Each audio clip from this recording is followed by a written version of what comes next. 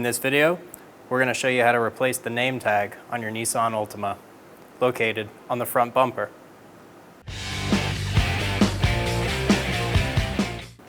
Remove the 4 clips out from the top of the grille using a trim tool.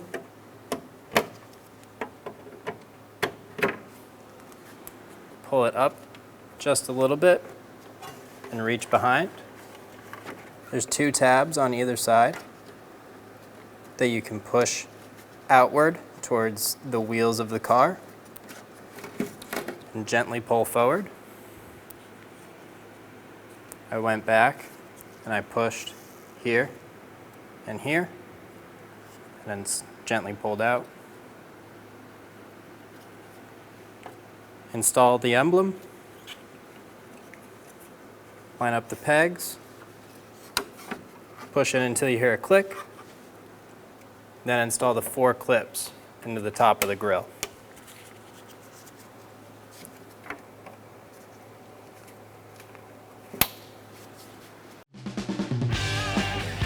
When only the best will do, demand TRQ.